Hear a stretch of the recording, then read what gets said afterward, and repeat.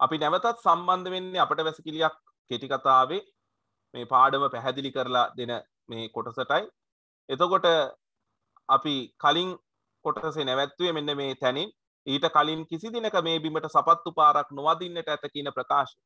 මේ ප්‍රකාශයෙන් කතුවරයා අඟවන්නේ, කතුවරයා අදහස් කරන්නේ එක්තරා විදිහකින් ගමේ මිනිස්සු කවදාවත් සපත්තු දැම්මේ නැහැ.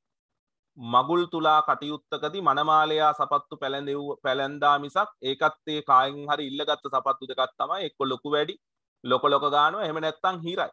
එතකොට මගුල් තුලා කටයුත්තකදී සපත්තු දැම්ම මිසක්ක ගමේ මිනිස්සු විශේෂ කිසිදු අවස්ථාවකදී සපත්තු දැම්මේ නැහැ. එතකොට ඒ බඳු ගම්වැසියන් වසන ප්‍රදේශයකට මේ වගේ සපත්තු දාපු මිනිස්සෙක් එනවා කියන එකේ අදහස තමයි කිසිදු රජයේ නිලධාරියෙක් මේ ගම් ප්‍රදේශයට මීට පෙර ඇවිල්ලා නැහැ. එහෙම නැත්නම් තව විදිහකින් කියනවා නම් කිසිදු රජයේ නිලධාරියෙකුගේ මේ සපත්තු කියන වචනෙන් අදහස් කරන්නේ අර රජයේ නිලධාරියාව. එතකොට කිසිදු රජයේ නිලධාරියෙකුගේ අවධානය මේ ගම් ප්‍රදේශයට ලැබුණේ නැහැ කියන එකයි. කිසිදු රජයේ නිලධාරියෙකුගේ අවධානය මේ ගම් ප්‍රදේශයට ලැබුණේ නැහැ මීට පෙර. හරිද? සමහරක් වෙලාවට මේ ගම් ප්‍රදේශයට පැමිණි පළමු රජයේ නිලධාරියා මේ මහජන සෞඛ්‍ය පරීක්ෂකවරයා විය හැකියි. අන්නේ අදහස තමයි කියවෙන්නේ. හරිද? අපි මේ ආගන්තුක දර්ශනයේ පිටුපස්සේ වැටුනෙමු. පිටුපස්සේ වැටුනෙමු කියන වචනේ බලන්න. ඒ කියන්නේ මේ පිටිපස්සෙන් ගිහිල්ලා ඇදගෙන වැටලා නෙමෙයිනේ. පිටුපස්සේ වැටුනෙමු කියලා කියන්නේ මේ රජයේ නිලධාරියා වන මේ මහජන සෞඛ්‍ය පරීක්ෂකවරයා ගේ පසුපස මේ පවුලේ අය ගමන් කරලා තියෙනවා. පෙරහැරක් වගේ.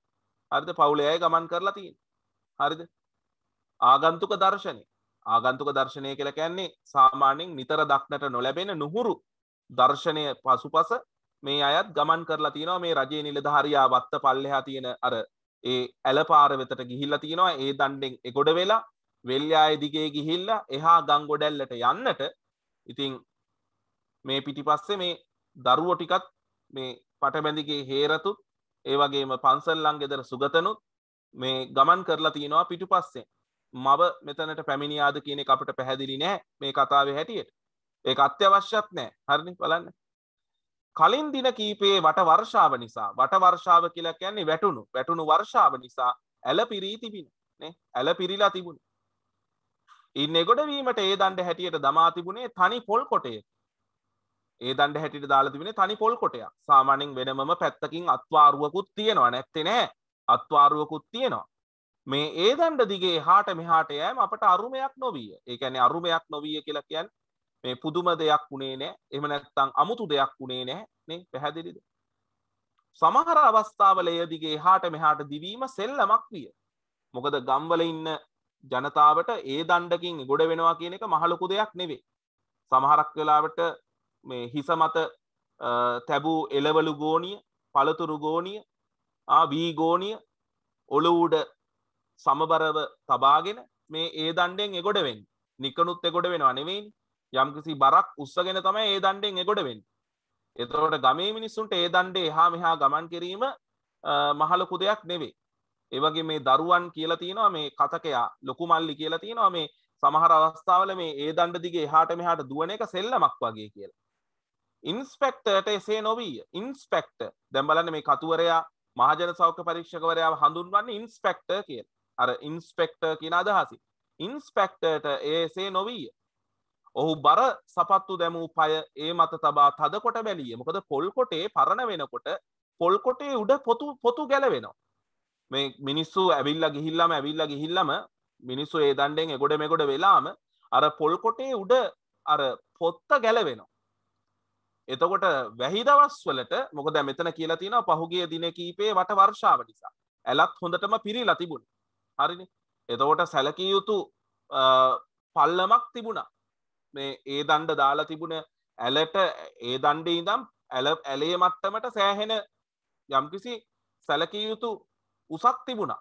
එතකොට මේ ඒ දණ්ඩේ මිනිස්සු ඇවිල්ලා ගිහිල්ලාම මේ ඒ දණ්ඩේ උඩ පොතු ගැලවෙනවා පොල් කොටේ කාලයක් යනකොට.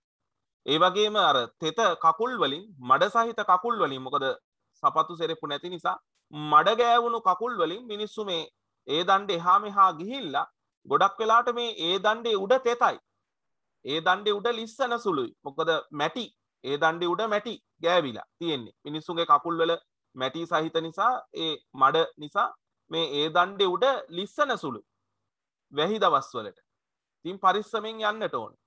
ඒ නිසා මේ අමුත්තට ඒ කියන්නේ මේ මහජන සෞඛ්‍ය පරීක්ෂකවරයාට මේ අත්දැකීම ටිකක් බරපතල වුණා. මොකද හේතුව මේ මහජන සෞඛ්‍ය පරීක්ෂකවරයා සාමාන්‍යයෙන් මේ ක්ෂේත්‍රයේ වැඩ කරලා පුරුදු පුද්ගලයෙක් නෙවෙයි, සමාජයට බැහැලා වැඩ කරලා පුරුදු පුද්ගලයෙක් නෙවෙයි. ඒ නිසා ඔහුට මේ ඒ දණ්ඩකින් එගොඩවීම එක්තරා විදිහක විශාල අභියෝගයක් වුණා. ඒ කියන්නේ එතනිනුත් මේ කේ ජයතිලකයන් අඟවන්නේ එකල සිටි, අද වෙනකොට මේ තත්ත්වය වෙනස්, එකල සිටි රජයේ නිලධාරීන්ට මේ අර ගමක එහෙම නැත්නම් මේ සාමාන්‍ය ප්‍රායෝගිකව මේ සේවයේ යෙදීම එක්තරා විදිහකින් දුෂ්කර තත්ත්වයක පැවතුණා. පැහැදිලි. ඔහු බර සපත්තු දැමූ පය ඒ මත තබා තදකොට බැලී. අර බර සපත්තු දාපු කකුල ඒ පොල් කොටේ මත තියලා තද කරලා බැලුවා එක කකුලක්. ඒ දණ්ඩ නොසැලී සිටියද? සිටිය නමුත් මොකද මේ මහජන සෞඛ්‍ය පරීක්ෂකවරයා ටිකක් උස මහත කෙනෙක් විය යුතුයි. ඒ දණ්ඩ නොසැලී සිටිය නමුත් ඒ කියන්නේ ඒ දණ්ඩ හෙලවුණේ නැහැ. සපත්තුවෙන් මෙහෙම ඒ දණ්ඩ තද කරලා බලපුවාම ඒ දණ්ඩට කකුල තියලා තද කරලා බලපුවාම ඒ දණ්ඩ හෙලවුණේ නැහැ. නමුත් ඔහුගේ පය බදාගත්තේ නැත. ඒ කියන්නේ කකුල ලිස්සලා ගියා. ඒ කියන්නේ කකුල ලිස්සුවා. තබා තියලා මෙහෙම තද කරලා බලපුව කකුල ලිස්සුවා. මොකද සපත්තු දාලානේ හිටියේ. නේ එතකොට මේ නිලධාරියට එක්තරා විදිහකින් දැනීමක් එන්නට ඕනේ. ඒ දණ්ඩෙන් එගොඩ වෙන්නට අත්‍යවශ්‍ය නම් මේ කියන මොහොතේ ඔහුට තිබුණා සපත්තු දෙක ගලවලා, මේස් දෙක ගලවලා, සපත්තු දෙකයි මේස් දෙකයි මේ ඒ පිටිපස්සේ ඉන්න කාට හරි කෙනෙකුට අල්ලගන්න කියලා, හා ඒ සමගම එන්න කියලා මේ කලිසම් කොට කලිසමනේ කොහොමද ඇඳන් හිටියේ. නිසා කලිසම් නමා ගන්න දෙයක් නැහැ. පරිස්සමෙන් ඒ දණ්ඩෙන් එගොඩ වෙන්නට ඔච්චරටම උමනාවක් තිබුණා නම් ඒ දේ කරන්න තිබුණා. නමුත් මේ නිලධාරියාට ඒව කල්පනා වෙන්නේ නැහැ. ඔහු ප්‍රායෝගික නැහැ. පැහැදිලිද? ප්‍රායෝගික නැතිකම තියෙනවා. හරිද? එතකොට මේ නිලධාරියාට තේරෙනවා සපත්තු දාගෙන මේ ඒ දණ්ඩේ ගමන් කරන්න බෑ. බලන්න. මේ ඒ තරම් පරිස්සම් සහිත ගමනක් නොවන බව ඔහුට ඒත්තු යන්නට ඇති. ඒත්තු යන්නට කියලා කියන්නේ අවබෝධ වන්නට ඇති. තේරුම් යන්නට ඇති. පය ලිස්සා ගියහොත් නැත්නම් සමබර නැතිවහොත් ඔහු රැඳෙන්නේ අඩි ගණනක් පහලින් ගලා යන දියපාරෙහිය. ඒ කියන්නේ සමබරතාව නැති වුණොත් පය ලිස්සලා ගියොත් අනිවාර්යයෙන්ම ඔහු නවතින්නේ, එහෙම නැත්නම් රැඳෙන්නේ අඩි ගණනක් පහලින් ගලා යන අර දියපාරේ නේ. ඇලපාරේ. කුඹුරු වලට ජලය සැපෙන්නේත් ඒ ඇලපාරේ. හැබැයි මේ ඇලපාරේ ජලය මේ මිනිස්සු මේ ගම්වැසියන් මේ බීමට යොදාගත්තේ නැහැ. මේ ඇලපාරෙන් තමයි කුඹුරු වලට ජලය යන්නේ, ගමන් කරන්නේ. එතකොට මේ ඇලපාරෙන් තමයි ගොඩක් වෙලාවට මේ ශරීර කෘත්‍ය සඳහා වනයට යන කැලෑවට වදින ජනතාව මේ ඇලපාරෙන් තමයි Tamanගේ පවිත්‍රතා කටයුතු සිදු කරගත්තේ. විශේෂයෙන්ම පිරිමි. පැහැදිලි? බොන්න වතුර ගත්තේ නැහැ. ඒ නිසා බොන්න වතුර ගත්තේ නැහැ. සතුන් නෑවීම ඒ වගේ දේවල් කරන්නට ඇති ගොඩක් වෙලාවට මේ ඇලපාරේ. සතුන් නෑවීම සහ ඒ පිරිසිදු පවිත්‍රතා කටයුතු සඳහා මේ වතුර ගන්නට ඇති. හැබැයි බීමට මේ වතුර පාවිච්චි කළේ නැහැ. කුඹුරු සඳහා තමයි මේ වතුර ගමන් කළේ. එතකොට මේ නිලධාරියාව මේ දණ්ඩෙන් වැටුනොත් එහෙම අනිවාර්යයෙන්ම අඩි ගණනක් පහලින් ගලා යන ඇලපාරේ තමයි මේ නිලධාරියාට නවතින්න සිද්ධ වෙන්නේ. එවිට නෑමෙන් පමණක් තෘප්තිමත්ව ගොඩ ඒමට ලැබුණොත් ඒත් ලොකු වාසනාවක්. බලන්න හාස්‍ය රසය දනවන. කතුවරයා හාස්‍ය රසය දැනවෙන පරිදි තමයි මේ ප්‍රකාශය කරලා තියෙන්නේ. ඒ කියන්නේ නිලධාරියාව හදිස්සියේ මේ ඇලපාරට වැටුනොත් නාල විතරක් ගොඩ එන්න ලැබුණොත් ඒකත් ලොකු දෙයක්. නෑමෙන් ප්‍රමණක් තෘප්තිමත්ව ගොඩ ඒමට ලැබුණොත් ඒත් ලොකු වාසනාවක්. නොකිය කියන්නේ මොකද්ද? නොකිය කියන්නේ වැටුනොත් අනිවාර්යයෙන්ම තුවාල සිදු වෙන්නට පුළුවන්. හරිද? තුවාල සිදු වෙන්නට පුළුවන්. නාල විතරක් ගොඩ එන්න ලැබුණොත් ඒත් ලොකු වාසනාවක් කියලායි කියන්නේ. බලන්න මේ නිලධාරියා තමන්ට මේ ඒ දණ්ඩෙන් එගොඩ වෙන්නට බැරිකම වසාගෙන මේ නිලධාරියා ඉදිරිපත් කරන නිදහසට හේතුව දැන් හවස් වුණා වැඩි. එහෙට වෙන දවසක යනවා. ඔහු පය ආපසු ගත්තේ. ඒ කියන්නේ අර පිටිපස්සෙන් අර පටබැඳිගේ හේරත් සුගතන් මේ දරුවෝ ටික බලාගෙන ඉන්නවා මේ අමුත්තා මොකද්ද කරන්නේ කියලා. මේ නිලධාරියා කරන්නේ මොකද්ද කියලා. ඒ හේතුව නිසාම මේ නිලධාරියා අර Taman පසුපස ආපු අයට ඇහෙන්නත් එක්ක කියනවා දැන් හවස් වුණා වැඩි එහෙට වෙන දවසක යනවයි කියලා.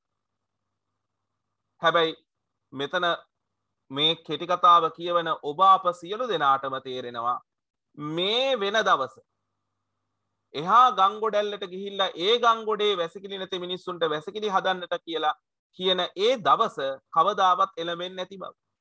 මොකද මේ නිලධාරියට අනිවාර්යයෙන්ම ඒ ගමට යනවා නම් මේ ඒ දණ්ඩෙන් එගොඩ වෙලා යන්න සිද්ධ වෙනවා. එතන මේ නිලධාරියා මේ ඒ දණ්ඩෙන් එගොඩ වෙලා යන්න බයයි. අනතුරක් වෙයි කියලා. ඒ නිසා කවදාවත් මේ නිලධාරියා ඒ ගංගොඩැල්ලට යන්නේ නැහැ. ඒ නිසා එහෙට වෙන දවසක යනවා කියලා කිව්වට ඒ දවස කවදාවත් උදා වෙන්නෙත් නැහැ. පැහැදිලිද? ඔහු පය ආපසු ගත්තේ. අප කාටත් නිදහසේ හුස්ම ගන්නට පුළුවන් වූ. දැන් බලන්න ඒ බලන්න එතනම තියෙනවනේ අර ගැමි වහර නේ. දැන් සාමාන්‍යයෙන් කියන්නේ එහෙමනේ. අම්මේ දැන් තමයි නිදහසේ හුස්මක් කටක් ගන්න හම්බුනේ. හරිනේ. නිදහසේ හුස්මක් ගන්න හම්බුනේ දැන් තමයි. අන්න එහෙම අපි කටවහරට කියනවනේ. ඒ කියන්නේ සැනසීමක් ඇති උනේ, අස්වැසිල්ලක් ලැබුණේ. සැනසීමක් හිතට දැනුනේ කියන අදහසනේ. කාටත් නිදහසේ හුස්ම ගන්නට පුළුවන් වූයේ කියන්නේ ඒකනේ. එතනත් ගැමි වහරක් තියෙනවා. අප කාටත් නිදහසේ හුස්ම ගන්නට පුළුවන් වූයේ ටිකකට කලින් ඔහු මතුවී යා බඩවැටිය තුලම ඔහු නොපෙනී ගියාට පසුවය. බලන්න ඔහු මතුවී යා නොපෙනී ගියාට පසුවය. මේවා ගැමි වහර නේද? මතුවී යා කියලා කියන්නේ හරියට පොළවෙන් මතුවෙච්ච ගැඩවිලෙක් පණුවෙක් වගේනේ. මතුවී යා. එහෙම නැත්නම් මේ අద్භූත පුද්ගලයෙක්ද? එකවර මතුවෙලා ආවා ඊට පස්සේ නොපෙනී ගියා. මතුවී ආ නොපෙනී ගියා. මේ අద్භූත තැනැත්තෙක් නෙවෙයිනේ. පහනේ ඉන්න භූතයා නෙමෙයිනේ. මතුවෙලා ආවා නොපෙනී ගියා කියලා කියන්නේ. නමුත් බලන්න යොදලා තියෙන ඒ ගැමි වහර මතු වුණා කියලා කියන්නේ අර එකපාරට පේන්න ආවේ අර බඩවැටියෙන් තමයි ආවේ මේ පුද්ගලයා.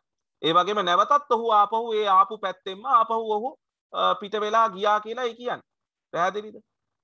තාත්තත් සුගතනුත් ආපසු ඇඳට පැමිණියහ. අර ස්තෝප්පුවේ තියෙන ලණු ඇඳට ඇවිල්ලා ආපහු වාඩි වුණා. දැන් ඉතින් ඔන්න විශාල බරක් ඔළුවේ. කාගේද? පටබැඳිගේ හේරත්ගේ.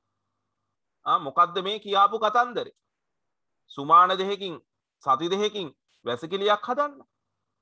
දැන් ඔන්න හිසේ ලොකු බරක්. මේ නිලධාරියා ඇවිල්ලා කියපු විදිහට මේ නිලධාරියා කියන විදිහට නඩු දානවා. හැදුවේ නැත්තම්. දැන් පටබැඳිගේ හේරත් වගේ මිනිස්සුන්ට වැසිකිළියක අවශ්‍යතාවක් තිබුණේ නැහැ. ඒ මිනිස්සුන්ට තිබුණු එකම දේ තමයි ඒ කටයුත්ත සිදු කරගත්තේ කැලේට ගිහිල්ලා. නේ? ශරීර කෘත්‍ය සිදු කළේ කැලේට ගිහිල්ලා. අතීතයේ වෙරළාශ්‍රිත ජනතාව වෙරළාශ්‍රිතව නේ වෙරළේ ජනතාව ගොඩක් වෙලාට ඒ සඳහා මුහුදු වෙරළ භාවිතා කළා. අතීතේ ගම්බද ජනතාව කැලෑරොද පාවිච්චි කළා. එතකොට මේ මිනිස්සුන්ට වැසිකිළියක අවශ්‍යතාවක් තිබුණේ. නමුත් මේ නඩු දානවා කියලා කියනවනේ. ඒ නිසා මොනවා වෙයිද? අනිවාර්යෙන්ම මේ පටබැඳිගේ හේරත් එහෙම නැත්නම් කතකයාගේ තාත්තත් මේ සුගතනුත් මෙතනින් එහාට කතා කරන්නේ මේ වැසිකිලි සම්බන්ධව. පැහැදිලිද? බලන්න. මීළඟට වුන් කතාබස් කරනු ඇත්තේ ඉන්ස්පෙක්ටර් ගැන. එයට සමන් දෙන්නට අප තුල දැත්තේ මහත් කුතූහලයකි. මතක තියාගන්න නිවැරදි වචනේ කුතූහලයකි. මෙතන ලියලා තියෙන විදිය හරි. කුතූහලයකි. කුතූහලය කියලා වචනයක් නැහැ. කුතූහලය තයන්නට දීර්ඝ පාපිල්ල. කුතූහලයකි. ඒ නිසා අපිද ඒ කිට්ටුව දැවටුනෙමු. දැන් බලන්න කතාව පටන් ගනිද්දී ප්‍රධානව කතාබස් කරපු චරිත මේ වෙනකොට දෙබස් රහිතයි. මොකද හේතුව මෙතන ඊට වඩා මුල් තැනක් දීලා තියෙනවා මේ පටබැඳිගේ හේරත්ගේ සහ පන්සල ළඟ ගෙදර සුගතන්ගේ කතා බහට. ඒ නිසා අර සෙසු චරිතය මේ මොහොතේදී පොඩ්ඩක් නිහඬ කරවලා තියෙනවා කතුවරයා. මොකද ඒක මේ කෙටි කතාවට අවශ්‍යයි. ඒ නිසා කියනවා අපිද ඒ කිට්ටුවම දැවටුනෙමු. අර කුරක්කන් නැබරිල්ල දැන් ඉතින් සිදු වෙන්නේ නැහැ. මේ දරුවෝ ටික එකතු වෙලා මේ තාත්තගේ මේ සුගතන්ගේ කතා බහට තමයි සවන් දීගෙන ඉන්නේ. කුණු ඉස්පැට්ටර තිකෝනිස්කාරයයි ගෙදරට ගිහින් ඇහුවලු කක්කුස්සියක් තියෙනවද කියලා. සුගතන් පටන් ගත්තේ. එතකොට දැන් මේ සුගතන් ගමේ ඕපදූප සියල්ල දන්නවා. වෙච්ච නොවෙච්ච දේවලුත් දන්නවා. සමහරක් වෙලාවට ලුණු ඇඹුල් දාලා තමයි මේ කියන්නේ. සමහරක් වෙලාවට මේ කියන දේ මෙහෙමම සිදු වුණාද කියලා අපි දන්නෙත් නෑ. හරිද? මේ කියන දේ මෙහෙමම සිදු වුණාද කියලා. මොකද ගමේ කටකතා යනකොට සමහරක් වෙලාවට එක දෙක වෙලා යන්නේ. ආමනේ එහෙමනේ. ඒතර බලන්න කුණු ඉස්පැට්ටර කොහොමත් මේ මහජන සෞඛ්‍ය පරීක්ෂකවරයාව මේ පන්සල් ළඟදර සුගතන් හඳුන්වන්නේ කුණු ඉස්පැට්ටර කියලා. තිකෝනිස් කාර්යය. දැන් මේ කාර්යය කියන වචනේ ගම්වල කොහොමත් පාවිච්චි වෙනවා. අදටත් සාමාන්‍ය අපි පාවිච්චි කරනවා නේ. කුණු කාර්යය, පොලිස් කාර්යය, එතකොට මේ මාළු කාර්යය, මේ කාර්යය කියන වචනේ අපි පාවිච්චි කරනවා නැත්තේ නෑ. නමුත් පුද්ගල නාම වලට කාර්යය කියන වචනේ යොදනවා ගම්වල. මේ තිකෝනිස් කාර්යය. හරිද? ඒ විදිහට අර නමට පුද්ගල නාමයට කාර්යය කියන වචනේ යොදනවා. හරිනේ. විශේෂයෙන්ම මේ පිරිමි අයව හඳුන්වා දීම සඳහා. හරිද? පැහැදිලිද? තිකෝනිස් කාර්යය. හරිනේ. උන්නැහේ කියන වචනේත් පාවිච්චි කරනවා සමහරක් වෙලාවට මේ ටිකක් වැඩිහිටි අයව හඳුන්වන්නට නේ උන්නැහේ කියලා පාවිච්චි කරනවා. කාර්යය කියන වචනේ පාවිච්චි කරනවා. පුද්ගල නාම සඳහා. බලන්න කියනවා තිකෝනිස් කාර්යය ගෙදෙට්ට. ගෙදෙට්ට. ඒ කියන්නේ අර කටවහරනේ ගෙදෙට්ට. ගිහින් ඇහුවලු කක්කුස්සියක් තියනවද කියලා. මේ කක්කුස්සියක් තියනවද කියලා ඇහුවලු. පැහැදිලිද? සුගතන් පටන් ගත්තේ. සුගතන් පටන් ගත්තා කියන්නේ ලොකු කතන්දරයක්. සිද්ධ වෙච්ච රසබර අත්දැකීම. තිකෝනිස් කිව්වලු අනේ බුදු මහත්තයෝ මෙහෙ මොන කක්කුස්සිද? ඔන්න ඔතනින් ඔය බැද්දට පාත් වෙන්න. එහෙම කියලා කෙල්ලේ මේ මහත්තයට වතුර පණිට්ටුවක් ගෙනත් දීපිය කියලාත් කිව්වලු. දැන් බලන්න මේක හාස්‍ය රසය දනවනවා. මේක කියවන අපට වුණත් සිනහ උපදවනවා. නමුත් අපි hina වෙන්නේ කාටද? අපේ ගැමි සමාජයේ ගැමියාගේ අවංක භාවයට, අව්‍යාජ බවට අපි මේ hina වෙන්නේ. බලන්න ඒ මිනිස්සයා තිකෝනිස් නේ මේ කතාවේ කියන විදිහට මේ තිකෝනිස් ඒ දේ කියලා තියෙන්නේ විහිළුවකට නෙවෙයි, හදවතින්මයි. මොකද නිකන් කල්පනා කරලා බලන්න ගිනි මද්දහන් වෙලාවේ, මොකද තිකෝනිස්ලා ගෙදරට එන්නේ නැත්තේ දවල් වෙලාවේ. ගිනි මද්දහන් වෙලාවක හොඳට ජැන්ඩි පහට ඇඳගත්ත, සාමාන්‍ය ගමේ බහරට එහෙමනේ කියන්නේ, ගමේ බහරට ජැන්ඩි පහට ඇඳගත්ත, ජැන්ඩියට ඇඳගත්ත නිලධාරියෙක් හතිමුණින් දාගෙන, ඒ කියන්නේ තුන්මුණින් දාඩිය දාගෙන දාඩිය පෙරාගෙන පොතකුත් කිහිල්ල ගහගෙන හති දාගෙන දුවගෙන ඇවිල්ලා, හරිද, කකුස්සියක් තියනවාද කියලා අහපුවම අනිවාර්යයෙන්ම මේ තිකෝනිස් හිතලා තියෙන්නේ මොකද්ද? මේ නිලධාරී මහත්තයන්ට එහෙම නැත්නම් නිලධාරී මහත්තයාට හදිසි ශාරීරික අවශ්‍යතාවක් ඇති වෙලා මේ වැසිකිළියක් එහෙම නැත්නම් කක්කුස්සියක් හොයනවයි කියලා. ඉතින් ඒ හේතුව නිසාම තමයි අනේ මේ තිකෝනිස් කියලා තින්නේ අනේ බුදු මහත්තයෝ මෙහෙම මොන කක්කුස්සිද? ඔන්න ඔය උතනින් බැද්දට පාත් වෙන්න. එහෙම කියලා අර වැඩි හොඳට මේ අනිට්ටුවක් හනි හනිකට විජහට ගෙනල්ලා දෙන්න කියලත් අර තමන්ගේ නිවසේ ඉන්න දියණියට කියලා තියෙනවා. අවංක භාවයෙන්. නමුත් එතන අපට හාස්‍ය රසය දනවනවා. මේ හාස්‍ය රසය දනවන විදිහට ඉදිරිපත් කළා තියෙන. අනිතක මේ සුගතන් සහ හේරත් මේක මේ කියන්නේ තලු මරමින්, මේක මේ කියන්නේ සිනහවට කාරණයක් හැටියට. නමුත් ඒ තිකෝනිස්ගේ තියෙන අවංක භාවය. මොකද අතීතයේ වැසිකිලි පහසුකම් නැති යුගයේ සමහරක් වෙලාවට පාසල් වල වුණත් ඒ බඳු වැසිකිලි පහසුකම් තිබුණේ නැහැ අතීත විතරක් නෙමෙයි වර්තමානයේ වුණත් සමහරක් වෙලාවට ගම්බද ප්‍රදේශවල හරිහමං වැසිකිලි කැසිකිලි පහසුකම් පාසල් වල නැහැ. එතකොට අවුරුදු 100කට 90කට පෙර තත්වය අදටත් අපේ ගම්බදව සමහර විට පවතින. ඒ ගැන අපි ඇත්තටම ජාතියක් හැටියට, රටක් හැටියට අපි කනගාටු වෙන්නට ඕන.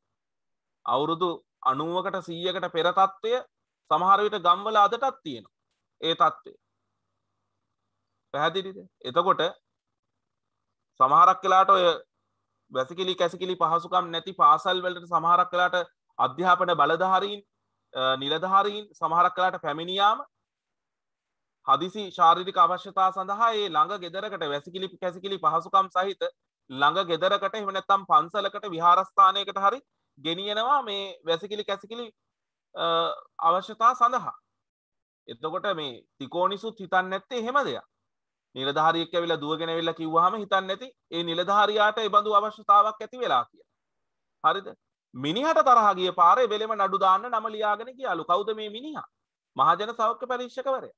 මේක මේ සුගතන් කියන්නේ සිනහවට කාරණයක් විදිහට නේ. මිනිහට තරහ ගිය පාර එවෙලෙම නඩු දාන්න නම ලියාගෙන ගියාලු. ඉතින් අපි දන්නේ නැහැ ඒක එහෙමම සිද්ධ වුණාද කියලා. නඩු දානවා කියලා තර්ජනය කරලා සමහරක් වෙලාවට යන්නේ නැති. බැන වැදිලා. නමුත් මෙතන දැන් ගමේ ආරංචිය පැතිරෙන්නේ මේ තිකෝනිස්ට නඩු දාන්න නම ලියාගෙන ගියා කියලා. හරිද? පැහැදිලිද? එහෙම නොවෙන්නත් ඇති.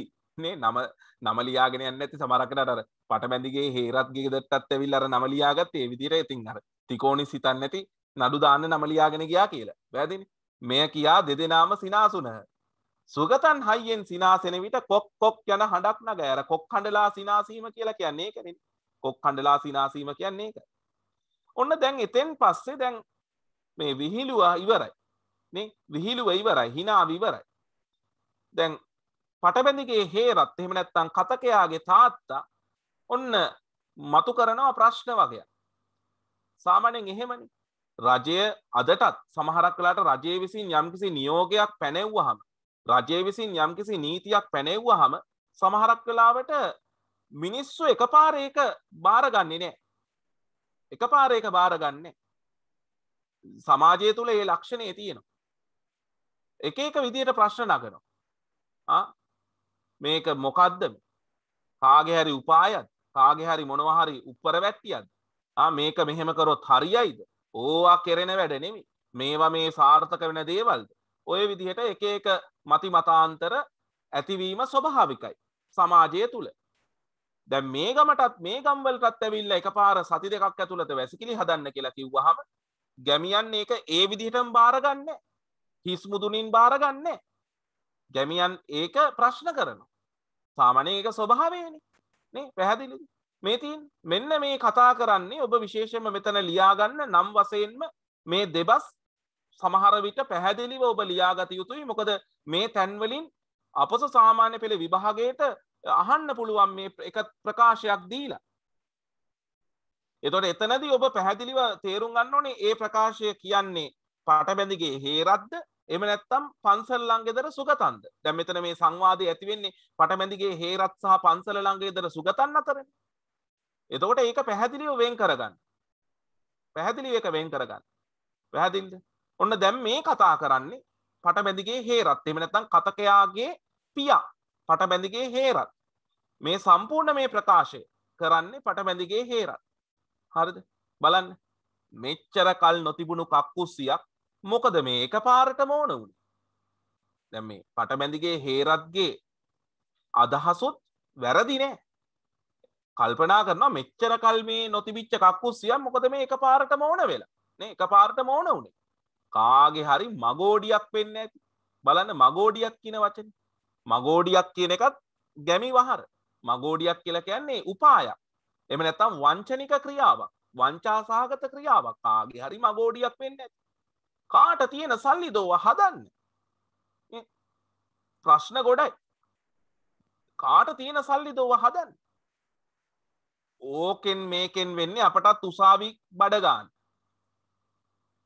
නේ? දැන් උසාවි බඩ ගන්න. දැන් උසාවි බඩ ගන්න කියලා කියන්නේ මේ පටබැඳිගේ හේරත්ත කකුල් නැද්ද? සර්පෙක් වගේ උරගෙක් වගේ පිඹුරෙක් වගේ මේ බඩ ගාගෙන යනවද? නෑනේ. කට වචනෙට අපි ඕක කියනවනේ උසාවි බඩ ගන්න. බඩ ගන්නවා කියලා කියන්නේ රස්තියාදු වෙන්න. උසාවි ගානේ රස්තියාදු වෙන්න. නේ? පැහැදිලිද? මොකද ගමේ මිනිස්සුන්ට උසාවිය නඩුව මෙන්න මේවා ගමේ මිනිස්සුන්ට අප්‍රසන්න දේවල්. මොකද හේතුව ගම්වල ගොඩක් වෙලාට තිබුණේ ඉඩම් නඩු. ඒ ඉඩම් නඩු බොහෝ කල් ඇදෙන නඩු. පරම්පරා ගණන් තිස්සේ යන නඩු සමහරක් වෙලාට ඉඩම් නඩු. එතකොට ඒ නිසා මේ ගම්වල මිනිස්සුන්ට මේ උසාවි සහ නඩු කියලා කියන්නේ අකමැති දේවල්. අකමැති දෙයක්. කැමති නෑ. නමුත් නාගරිකව උසාවිය නඩු මේ කියන දේවල් සාමාන්‍ය සිවිල් පුරවැසියන්ට සාමාන්‍ය දේවල්. තේරුණාද? පැහැදිලිද? ඔව් අනිවාර්යයෙන්ම. දැන් උදාහරණයක් ඇටියට මේ ඒ කාලේ නඩු වැසීම සිදු වුණේ ඉංග්‍රීසියෙන්. උසාවි වල නඩු ඇහුවේ ඉංග්‍රීසියෙන්. අර දැන් බැද්දේ ගමේ වුණත් සිලිඳුගේ බබුන්ගේ නඩුව අහන්නේ ඉංග්‍රීසියෙන්. ඉංග්‍රීසි අධිකරණ විනිසුරුවරුන් ඉන්නේ. එතකොට සාක්ෂි දෙන්නේ සිංහලෙන්. එතකොට තෝල්ක මුදලිලා හිටියා. තෝල්ක මුදලිලා තමයි ඒ භාෂා පරිවර්තකයන් හැටියට මේ අධිකරණයේ අර දැන් සිංහලෙන් කියන ප්‍රකාශ ඉංග්‍රීසියට පරිවර්තනය කළා නඩුකාර උන්නාන්සේට නඩුකාර හාමුදුරුවන්ට කිව්වේ. එතකොට අනිත් එක මේ විවිධාකාර මේ මුදල් අය කර ගැනීම රස්තියාදු වීම මේ ඔක්කොම දේවල් නිසා මේ ගමේ මිනිස්සුන්ට මේ නඩු උසාවි කියලා කියන්නේ අප්‍රසන්න දේවල්, අකමැති දේවල්.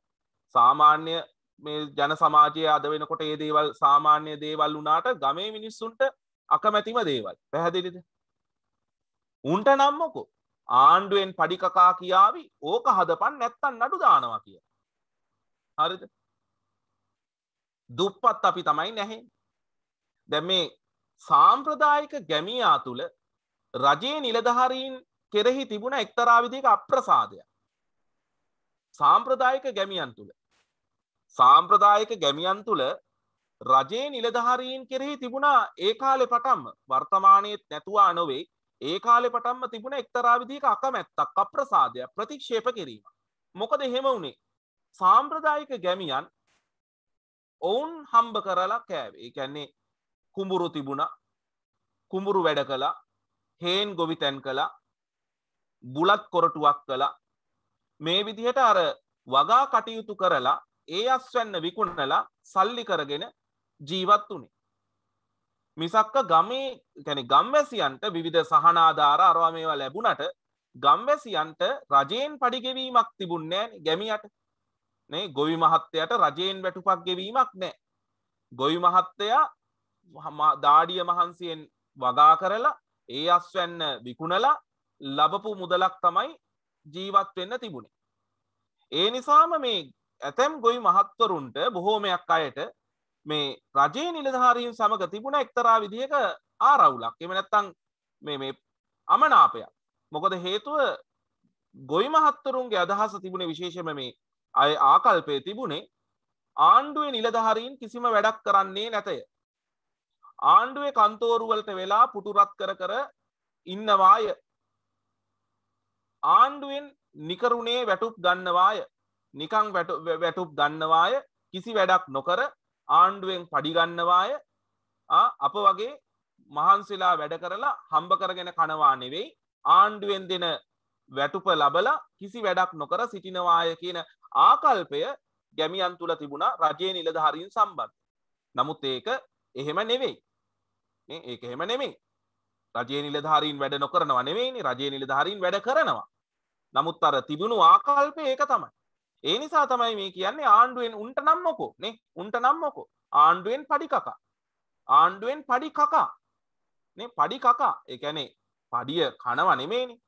ආණ්ඩුවෙන් පඩි කකා කියලා කියන්නේ ආණ්ඩුවෙන් වැටුප් ලැබමින් මේ කියාවි ඕක හදපන් නැත්තම් නඩු දානවා. ඕක හදපන් කියලා කියන්නේ වැසිකිළිය. නේ හදපන් නැත්තම් නඩු දානවා කියලා.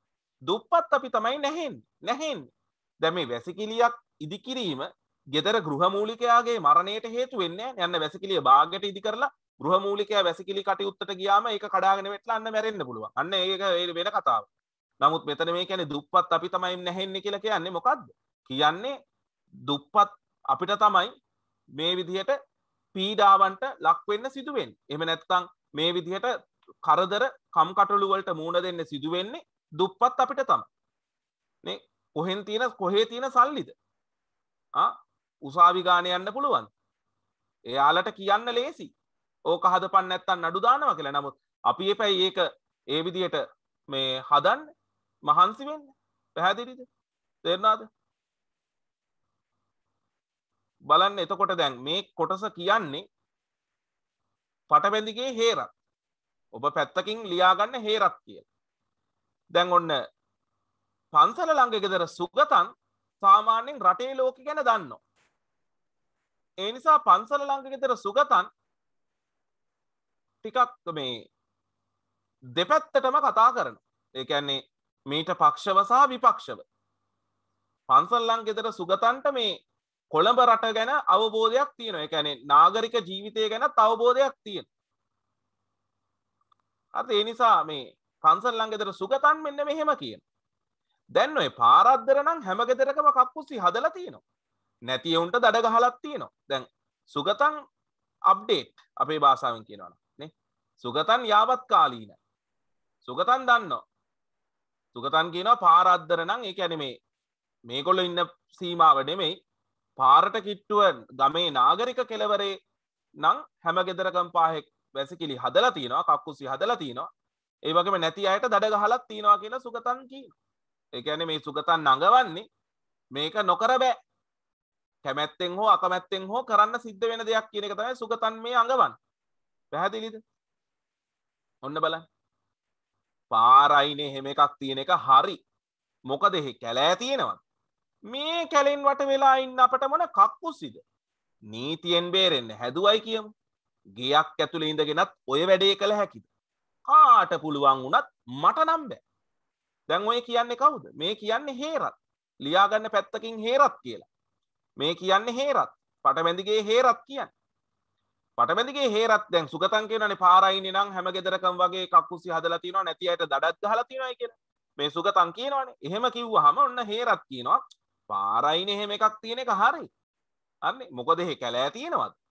මේ කැලෙන් වට වෙලා ඉන්න අපට මොන කක්කුස්සිද? නේ මේ කැලෑවක් තියෙන අපට මේ අමුතුවෙන් කක්කුස්සි හදන්න ඕනේ. අපිට මේ කැලෑව තියෙන්නේ ඒ කටයුත්ත සඳහා. නීතියෙන් බේරෙන්න හැදුවයි කියමු. නේ ගෙයක් ඇතුලේ ඉඳගෙනත් ඔය වැඩේ කළ හැකිද? නේ ඔන්න දැන් ආකල්පය, ගැමි ආකල්පය පැත්තකින් ලියා ගන්න. වැසිකිලි භාවිතය සම්බන්ධ ගැමියන්ගේ ආකල්පය. වැසිකිලි හදන්න කියලා නියෝගය ආවට ගැමියන් මේක එකවර බාරගත්තේ නැහැ. ඒක බාරගන්න යම් කාලයක් ගත වුණා.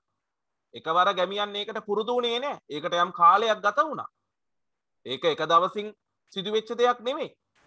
මේ තියෙන්නේ කියනවා හොඳයි නීතියෙන් බේරෙන්න හැදුවයි කියමු.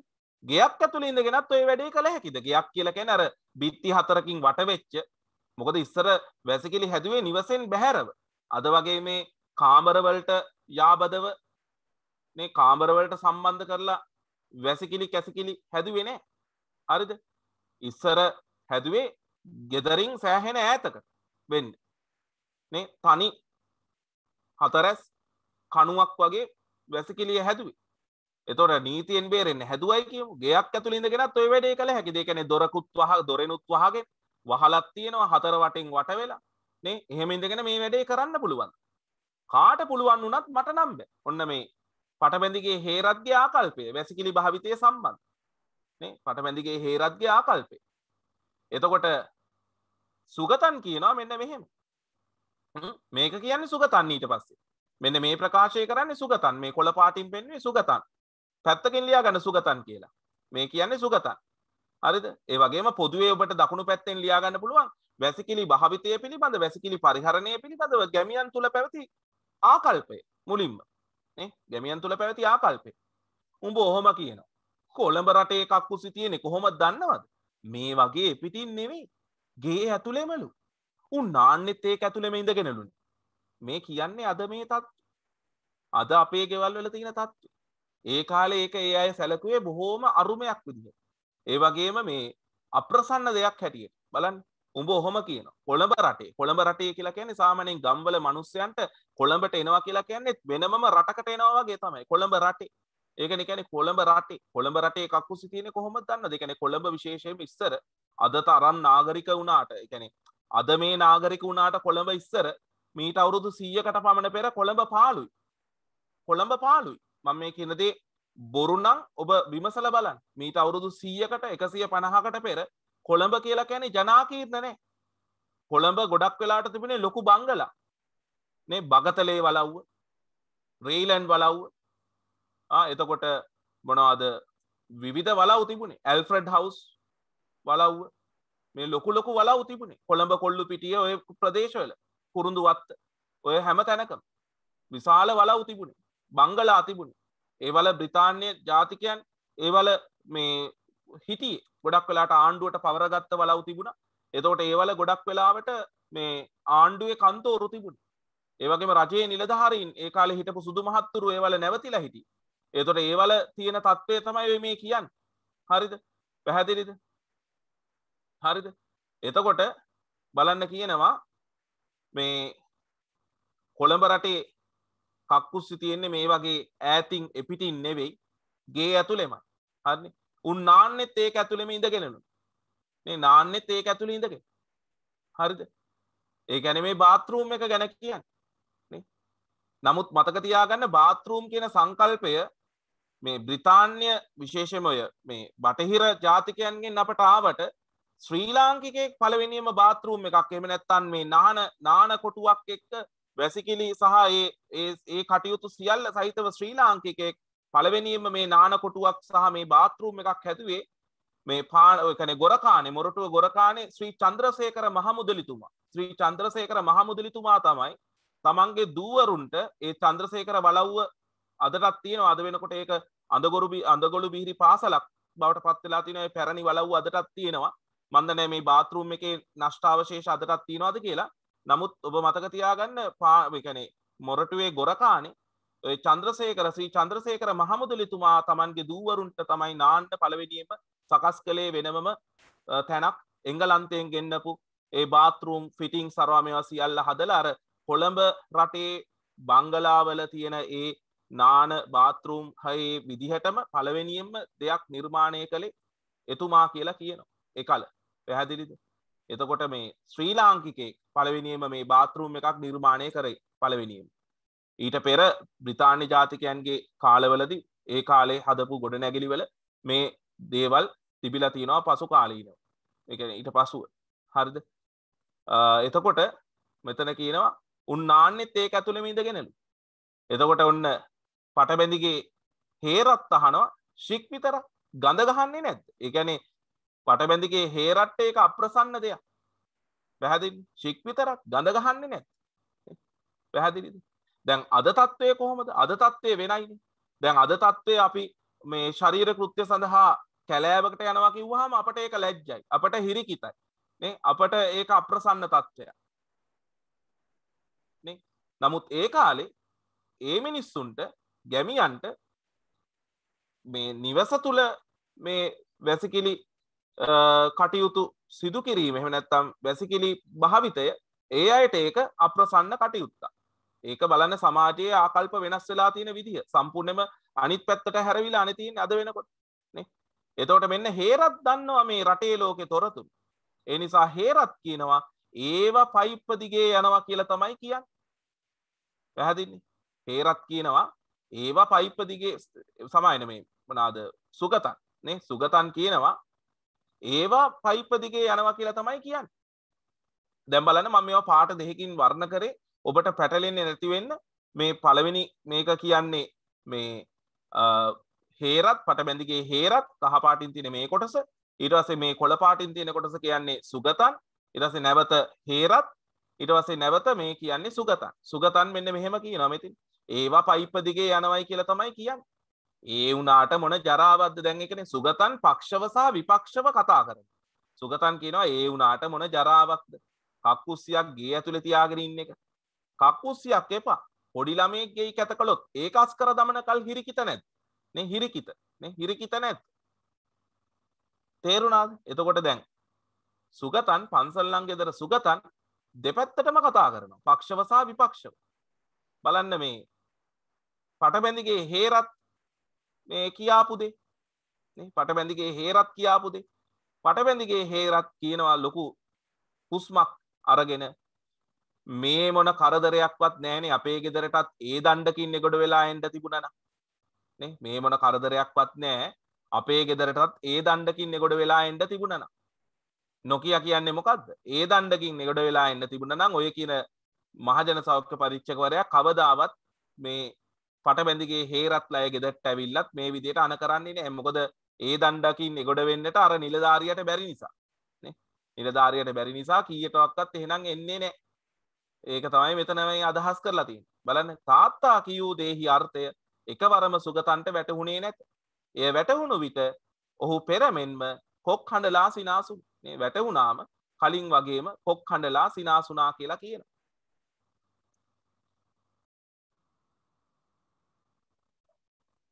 එදා මා නින්දට ගියේද හදිසියේ ගමට පැමිණි මේ අමුත්තා ගැන සිතමි. මෙතන මා කියලා කියන්නේ අර ලොකු මල්ලි එහෙම නැත්නම් කතකයා. මට ඌ සිහිනෙනුත් පෙනෙන්නට ඇද්ද? එය කිව නොහැක්කේ මට සිහින මතක නොසිටින බැවින්. එක් එක් අය Taman දුටු සිහින ගැන කතා කරන විට රෑ නින්දේදී මාද යම් යම් දේ දුටු බව සිහි කළ හැකිය. එහෙත් කිසිවකුට කියන්නට තරම් පැහැදිලි ලෙස ඒවා සිහියට ඇද ගැනීමට නොපුළුවන්. එතකොට බලන්න මේ කියන දේ සාමාන්‍ය අත්දැකීමනේ. ඔබ අප දන්නා සාමාන්‍ය අත්දැකීම. පැහැදිලිද? එතකොට මෙතන ඒ ගැනත් පොඩ්ඩක් සඳහන් කරලා තියෙනවා. හැබැයි අර අපගේ මතකය එක්තරා විදිහකට අපට දැනෙන ගඳ සුවඳ අනුව අපේ මතකය අවදි වෙනවා. එහෙම දෙයක් තියෙනවා. හරිද? දැන් මෙතනත් එහෙම දෙයක් ගැන තමයි කියලා තියෙන්නේ. මේ අපට දැනෙන විවිධාකාර අපගේ නැහැයට දැනෙන සුගන්ධයන්, ඒ වගේම ගන්ධය කියලා අපි ගමුකෝ. පොදුවේ ගන්ධය කිව්වම ගඳ කියන්නේ සුගන්ධය සහ දුගඳ කියන දෙකම, සුගන්ධ සහ දුගඳ දෙකම තියෙනනේ. ගන්ධය අපේ නැහැයට දැනෙන ගන්ධය හරහා සමහර කරට අපේ මතකය අවදි වෙනවා. එතකොට මෙතනත් ඒ වගේ අර පහුවෙන්ද උදේ නැගිටිනකොටම මේ කුස්සිය දෙසින් ඇවිල්ලා තිබුණේ බොහොම ප්‍රණීත සුවඳක්. ඒ කියන්නේ මේ කුරහන් රොටි සුවඳක්. කුරහන් රොටි පිච්චෙන සුවඳක්. සාමාන්‍ය රොටි පිච්චෙනකොට නැගෙන සුවඳට වඩා මේ කුරහන් රොටි පුච්චනකොට දැනෙන සුවඳ වැඩි. හරිද? බලන්න.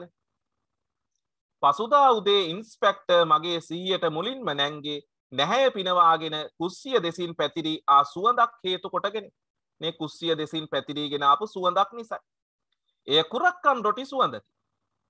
ඉන්ස්පෙක්ටර් ගියාට පසු තාත්තා ගෙදරම සිටි නිසා අක්කා මට කුරක්කන් අඹරන්නට කතා කළේ නැත. කෙසේ හෝ පිටි ටික අඹරාගෙන රොටි සාදා ඇති බව පෙනේ.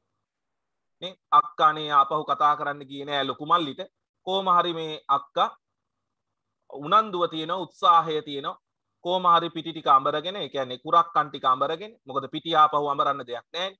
ඒ නිසා කුරක්කන් අර කුරහන් නැට ටික අඹරගෙන පිටි කරගෙන රොටි හදලා තියෙන බව පේනවා. මම වහාම කුස්සියට දිව ගියේ. අක්කා ලිප ළඟ හිරමනා කොටේ තබා හිරමනා කොටේ තබා වාඩි වී හිඳි. ලිප මත තැබූ කබලේ රොටියක් දුම් දමමින් කරවේ. දැන් අද කාලේ වගේ නෙමෙයි අතීතයේ ගෙවල් වල කුස්සිය තිබුණේ මේ පොළවේ බිම තිබුණේ කුස්සිය. අද වගේ මේ උඩ තැනක නෙවෙයි. හරිද? සාමාන්‍යයෙන් ගෙවල් වල කුස්සි තිබුණේ බිම පොළොව මට්ටමේ තිබුණේ. බිමයි තිබුණේ. එතකොට මේ අක්කත් ඒ කුස්සියේ බිම හිරමනා කොටේ තියාගෙන වාඩි වෙලා ඉඳලා තියෙනවා. හරිද? වාඩි වෙලා ඉඳලා තියෙනවා. අපි ඒ බඳු පැරණි සාම්ප්‍රදායික කුස්සියක් පින්තූරයක් මෙතනට ගනිමු. මේ ඔබ දකින්නේ. මේ තියෙන්නේ හිරමනා කොටේ. මේ පහළ තියෙන මේ දෙපේ මේ පැත්තේ වංගෙඩි තියෙනවා. පොල් කට්ටකින් වහලා කලගෙඩිය තියෙනවා. දර ටික තියෙනවා. පිට්ටු බම්බුව තියෙනවා. එතකොට හැඳි රෑන තියෙනවා. හැඳි රෑන මෙතන නම් ලීයෙන් හදලා තියෙන පැරණි හැඳි රෑනක්. මේ උඩ තියෙනවා අටුව. මෙතන යට දුම්මැස්ස. බලන් නමන්නේ දුම්මැස්ස. එතකොට ලිප තමයි මේ තියෙන්නේ. එතකොට බිම තමයි ලිප තිබුණේ අතීතේ.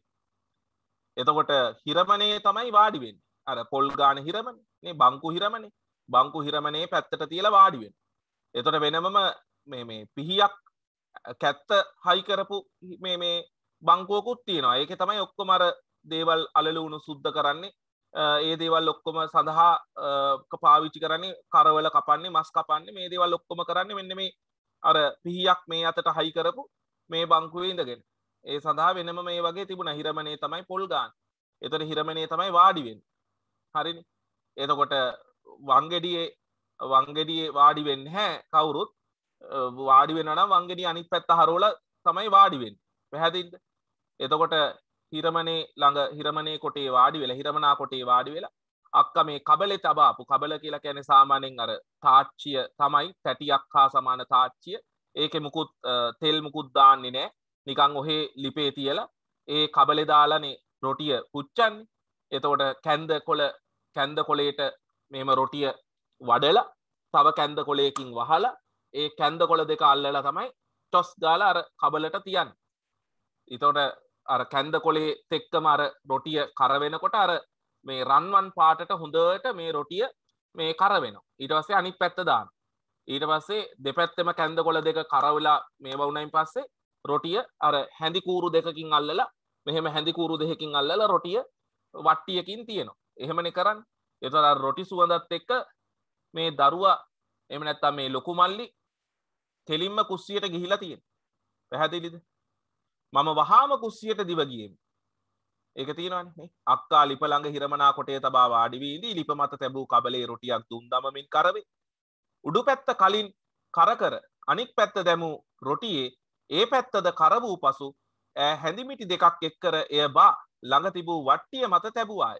ඒ හැඳිමිටි දෙකකින් මේ රොටිය අල්ලලා ළඟ තියෙන වට්ටියෙන් තැබුවා. අපිට බොහොම පැහැදිලිව කතුවරයා මෙතන අපේ මනසේ මේ අවස්ථාව අපේ මනසේ මවනවා.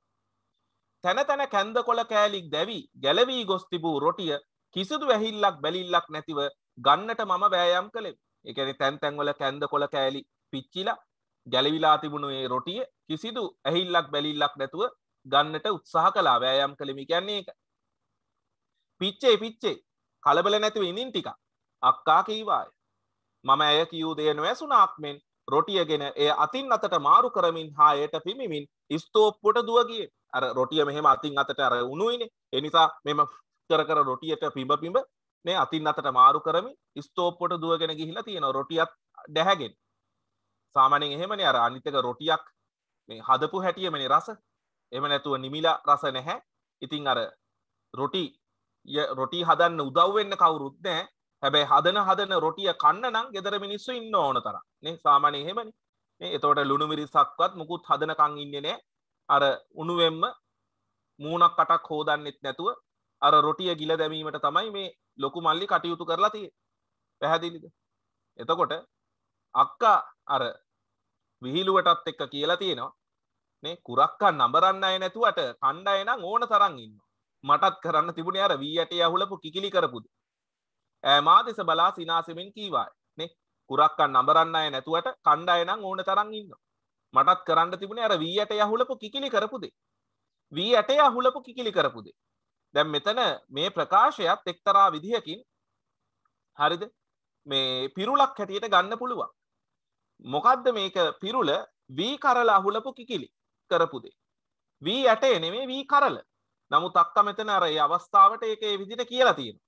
නමුත් සාමාන්‍ය ළමා කතාවක් තියෙනවා ඔබ දන්නවා මේ කිකිලියක් අතුගාමින් ඉන්නකොට උදෑසන ඇයට හම්බ වෙනවා වී කරලක්. රන්වන් පැහුණු වී කරලක්. එතකොට මේ වී කරල මෝලට ගිහිල්ලා කොටලා පිටි කරගෙන ඊට පස්සේ මේ පිටි හලලා කැවුම් හදන්නට මේ කිකිලිය තීරණය කරනවා. ඒ සඳහා මේ කිකිලිය Tamanට උදව් වෙන්න කියලා ඉල්ලා සිටිනවා. ඒ කිකිලිය ඇතිදැඩි කරනවා මී පැටව් 4 දෙනෙක්. මේ මී පැටව් 4 දෙනාට. නමුත් මේ මී පැටව් 4 දෙනා මේ කිකිලියට උදව් වෙන්නේ නැහැ. ප්‍රතික්ෂේප කරනවා. ඒ නිසා මේ කිකිලිය තනියම මෝලට ගිහිල්ලා මේ වී කරල දීලා හාල් බවට පත් කරගෙන පිටි කොටලා පිටි හලලා කැවුම් හදන්නට පටන් ගන්නවා. කැවුම් වල සුවඳ දැනුණු මී පැටවුන් එනවා කැවුම් කන්නට. නමුත් මේ කිකිලි අර Tamanට කිසි දෙයකට උදව් නොවුණු මේ මී පැටවුන්ට මේ කැවුම් දීම ප්‍රතික්ෂේප කරනවා. එතකොට ඔන්නයි කියන ජන කතාව ඇසුරෙන් තමයි අපේ මේ සෝමලතා සුබසිංහ මහත්මිය අද ජීවතුන් අතර නැහැ. සෝමලතා සුබසිංහ මහත්මිය ළමා නාට්‍යයක් නිර්මාණය කරනවා පුංචි අපට දැන් තේරෙයි කියලා. සමහරකට ඔබ බලලත් ඇති පුංචි අපට දැන් තේරෙයි. ඒකේ හැටියට නම් මොකද ළමා නාට්‍යයක් සුඛාන්තයකින් ඉවර වෙන්නට ඕනේ. ඒ කියන්නේ අවසානයේ සතුටක් ඇති වෙන විදිහට ඉවර වෙන්නට ඕනේ. ඒ නිසා මේ පුංචි අපට දැන් තේරෙයි ළමා නාට්‍ය නම් කිකිලිය මේ පැටවුන්ට අනුකම්පා කරලා රසවත් වූ කැවුම් කන්නට දෙනවා. හැබැයි උපදේශකුත් දෙනවා. වැඩ කරන්නට ඕනේ කියලා. එතකොට ඔන්නේ කියන ජන කතාව තමයි මෙතන මේ පිරුලක් හැටියට ගන්න. වී ඇටේ අහුලපු කිකිලි කරපු දෙය කියන. මා දෙස බලා සිනාසෙමින් කීවා. මීළඟ සතිය හෝ දෙක ඇතුළත ගමේ කවුරුත් කතා බහ වූයේ සෞඛ්‍ය පරීක්ෂකගේ පැමිණීම ගැන. සාමාන්‍යයෙන් ගමේ එහෙමනේ කවුරු හරි අමුත්තෙක් ඔය වගේ ඇවිල්ලා මෙන්න මේ විදිහට වැසිකිලි හදන්න ඕන කියලා කියලා ගියාම ගමේ සතියක් දෙකක් යනකම් අනිවාර්යයෙන්ම ඔය ගැන තමයි කතා කරන්නේ. සමහරුන් ඔය ඔහු හැඳින්වුවේ සැන්ටිපෝට් යන නමින්. අර මං කිව්වේ සැනිටරි ඔෆිසර්ස් කියන අදහසින් සැන්ටිපෝට් කියලා කිව්වේ. සමහරු වැසිකිලියක් සාදා ගැනීමේ අවශ්‍යතාව ගැන කීවේ. සමහරුන් කතා කළේ එහි ඇති දුෂ්කරතා ගැන. තවත් සමහරුන්ගේ අවධානය යොමු වී තිබුණේ ඉන්ස්පෙක්ටර් කී පරිදි ක්‍රියා නොකළහොත් සිදුවිය හැකි කරදර පිළිබඳව. දැන් සාමාන්‍යයෙන් අදටත් ජන සමාජයේ රජය විසින් යම්කිසි නියෝගයක් පැනවුවාම ඒකට පක්ෂව කතා කරන අය ඉන්නවා, විපක්ෂව කතා කරන අය ඉන්නවා. හොඳයි මේ වැඩේ නොකළොත් මොනවද වෙන්නේ කියලා අහන අය ඉන්නවා. විවිධ මතිමතාන්තර දරන අය ඉන්නවා. මෙතනත් ඒ වගේ තමයි. හරිද? සමහර අය කිව්වා ඔව් වැසිකිලි හදන්නට ඕන කියලා. සමහරක් අය ඊට පක්ෂව කතා කළා. වැසිකිලි සෑදී යුතුයි කියන දේ. සමහරුන් කතා කළේ එහි දුෂ්කරතා ගැන.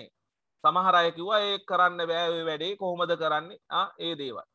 තවත් සමහරුන්ගේ අවධානය යොමු වී තිබුණේ ඉන්ස්පෙක්ටර් කී පරිදි ක්‍රියා නොකළහොත් සිදුවිය හැකි කරදර පිළිබඳව. ඒ කියන්නේ ඉන්ස්පෙක්ටර් කියන විදිහට මේ සති දෙකකින් හැදුවේ නැත්තම් මොනවා වෙයිද? මේ කරදර විඳින්න සිද්ධ වෙයි. අන්න ඒ විදිහට. තාත්තා අයත් වූයේ මේ තුන්වෙනි කොටසට. තාත්තා අයිතුනේ තුන්වෙනි කොටසට. ඒ කියන්නේ මේ මහජන සෞඛ්‍ය පරීක්ෂකවරයා කියන විදිහට කටයුතු කරන්න බෑ. නේ එහෙම නොකළොත් මොනවද වෙන්නේ? අන්න ඒ අදහස. ඔහුගේ නොකරන වෙදකමට ඔහු කෝඳුරු තෙල් 7 පට්ටයක් සොයන්නට පටන් ගත්තා. දැන් ඕකත් පිරුණා.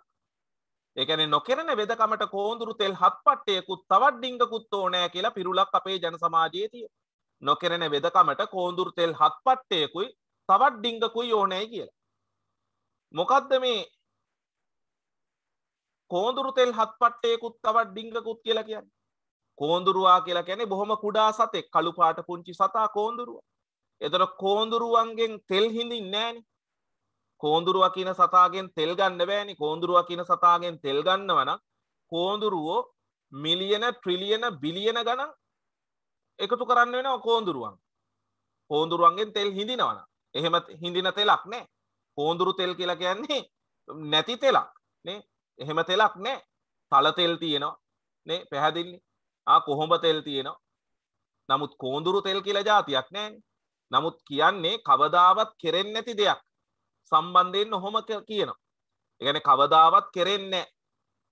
කවදාවත් නැකෙරෙන දෙයක් කෙරෙන්නේ නැති දෙයකට ඔන්න ඔය විදිහට කියනවා. හරිද? ඒ කියන්නේ යම්කිසි පුද්ගලයෙකුගේ අතින් කවදාවත් සිදුවෙන්නේ නැති දෙයක්. ඒකට ඒ පුද්ගලයා නිදහසට හේතු හොයන. අන්න ඒවත්. හරිද? ඔය වගේම කියනවා නොකරන වෙදකමට අහසේ තරුයි මුහුදේ මඩයි එකට අඹරලා ගන්න ඕන කියලා. ඕකත් අපේ පැරණි අය කියනවා. ඒ කියන්නේ නොකරන වෙදකමට අහසේ තරුයි මුහුදේ මඩයි අඹරලා ගන්න ඕන කියලා. ඒ වගේ තමයි මෙතන.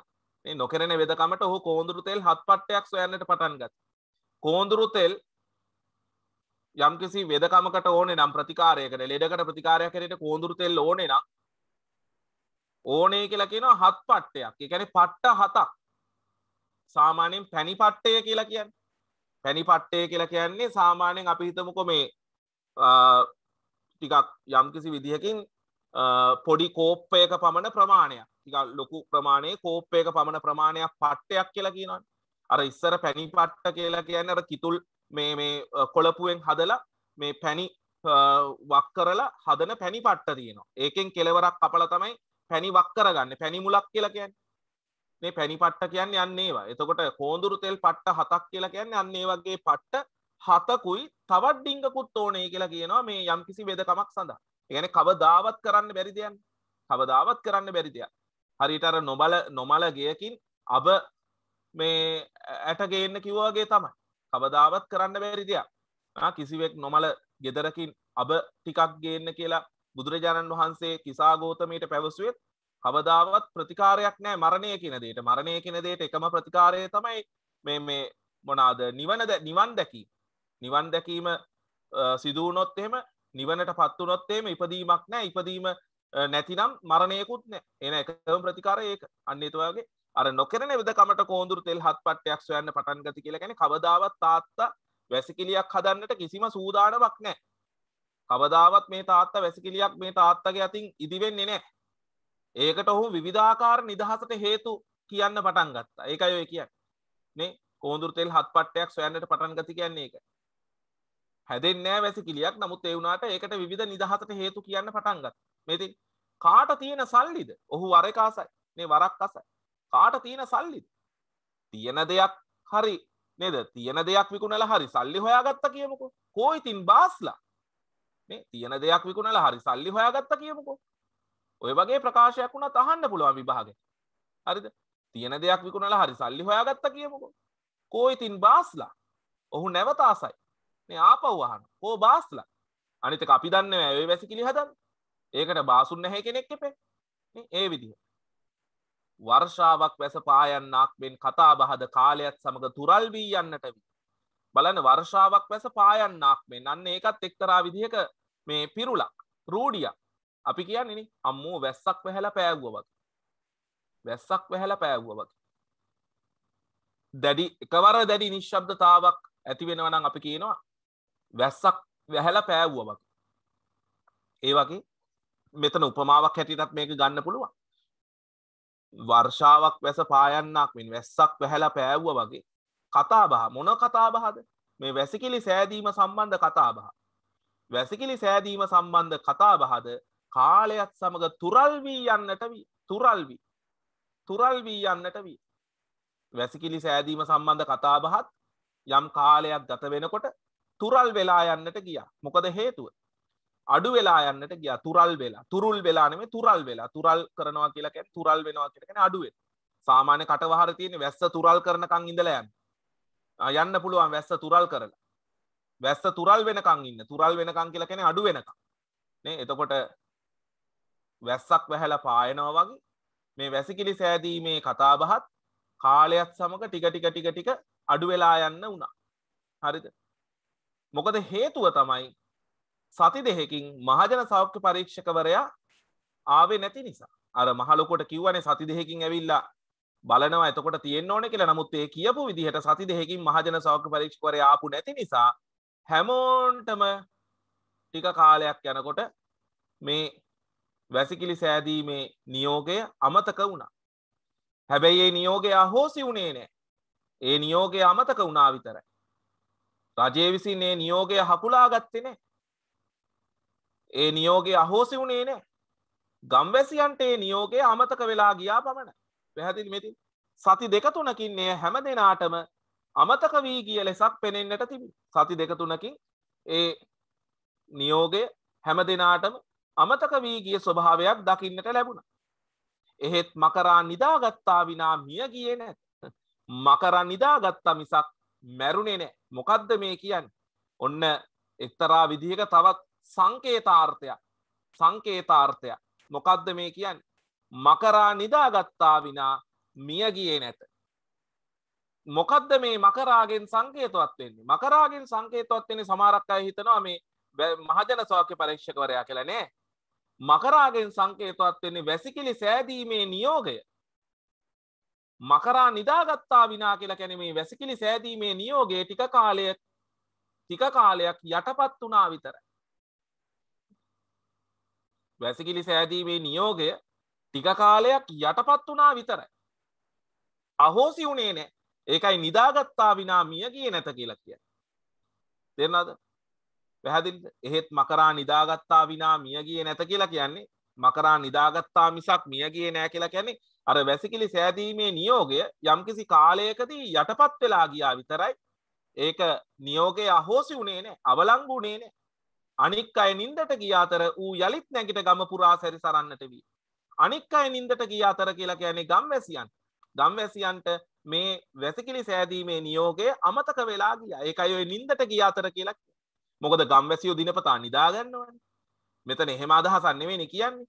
අනික් අය නින්දට ගිය අතර කියලා කියන්නේ මේ ගම්වැසියන්ට මේ වැසිකිලි සෑදීමේ නියෝගය ටික අමතක වෙලා ගියා. හරිද?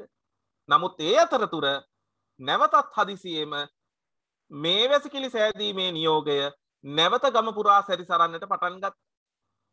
මේ වැසිකිලි සෑදීමේ මේ නියෝගය මේ සොයා බැලීම, පරීක්ෂා කිරීම, නැති අයට දොස් පැවරීම, නඩු පැවරීම නැවත ක්‍රියාත්මක වෙන්න පටන් ගත්තා.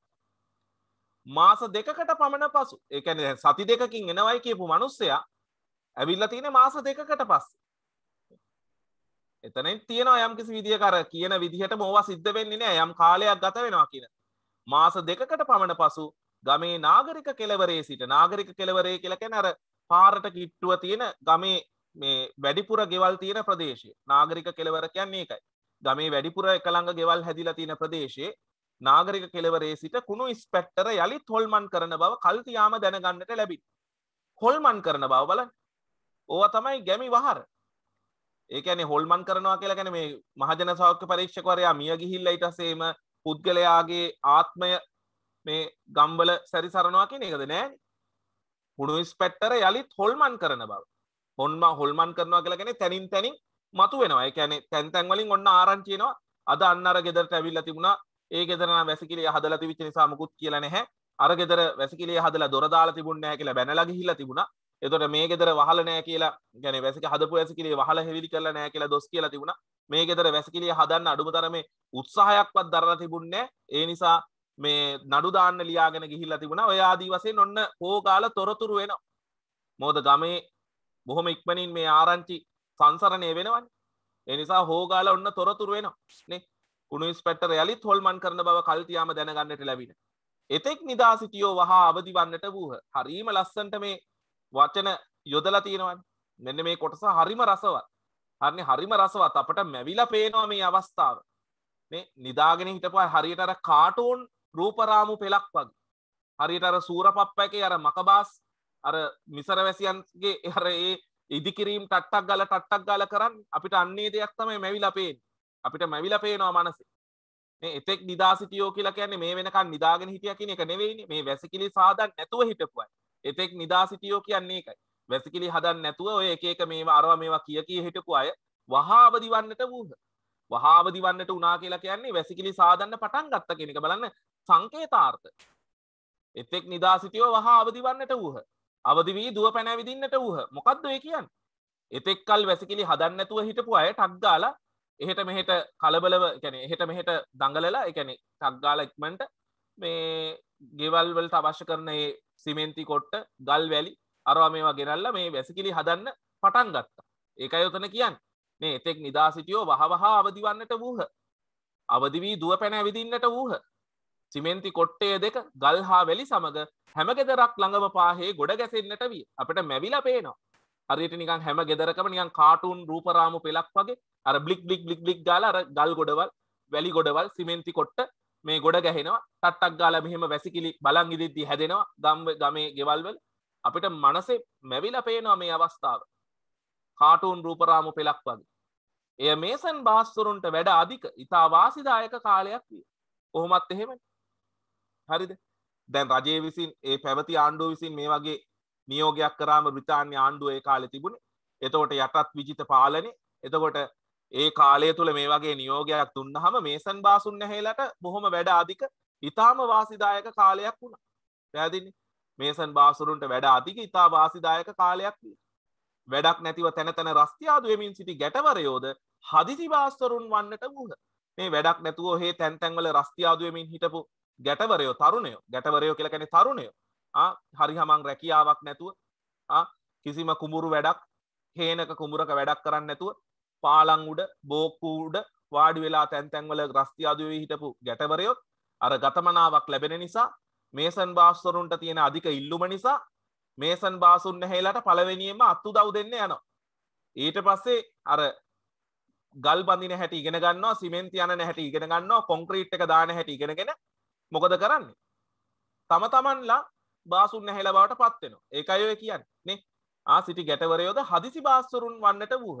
එතකොට මේ හදිසි බාස්ලා හොඳ බාස්ලාද මක බාස්ලාද කියලා ගැටලුවක් තියෙනවා. වැදිනේ ඉතින් අර වැඩක් නැතුව හිටපු ගැටවරයොත් හදිසි බාස්වරුන් බාස්ලා බවට පත් වුණා. මේ මොකද මේ අර ඉල්ලුම වැඩි සැපයුමට වඩා නේ. සැපයුමට වඩා ඉල්ලුම වැඩි බාසුන් නැහැලට. ඒ නිසා තැන් තැන් වල හිටපු අය පවා හදිසි බාස්ලා බවට පත් වුණා කියලා කියනවා. එතනත් හාස්‍ය රසය ගෙන දෙනවා. මේ හාස්‍ය රසය ගෙන දෙනවා. අනිත් එක මේසන් බාසුන් නැහැලටත් වැඩ අධික කාලයක් බවට පත් වුණාය කියලා කියලා තියෙනවා. පැහැදිලිද? හොඳයි.